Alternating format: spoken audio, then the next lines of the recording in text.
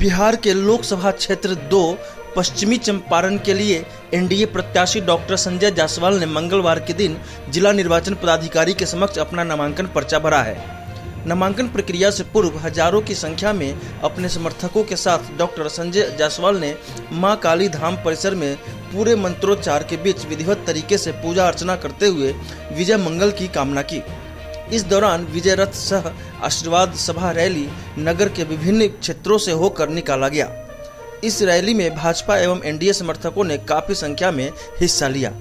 इस दौरान उप मुख्यमंत्री सम्राट चौधरी, विजय सिन्हा, चिराग पासवान ने भी हिस्सा लिया। नामांकन पर्चा दाखिल करने के पश्चात डॉक्टर संजय जायसवाल ने क्या कहा, आइए सुनवाते हैं।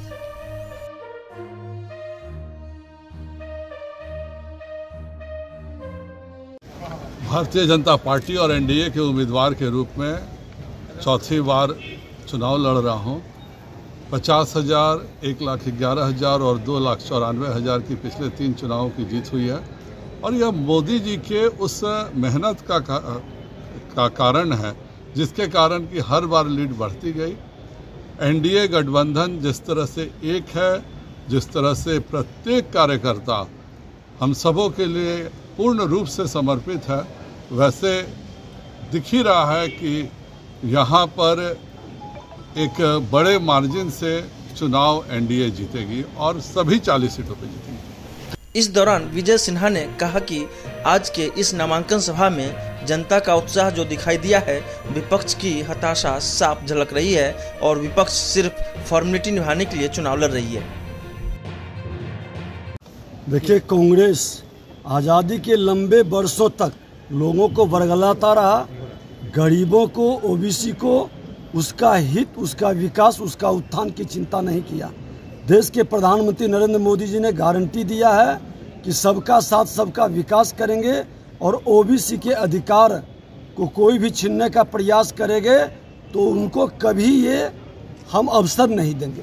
बिहार के कितनी सीटों पर जीत होगी? 40 सीट जीत रहे हैं। ऐसा पूरी जनता का आज ही देखें कि किस तरह का उत्साह आज डॉक्टर संजय जायसवाल जी के नॉमिनेशन में जाने के क्रम में जो उत्साह दिखाई पड़ा है, विपक्ष की हताशा साफ झलक रही है और विपक्ष सिर्फ फॉर्मेलिटी निभाने के लिए चुनाव लड़ रहा है।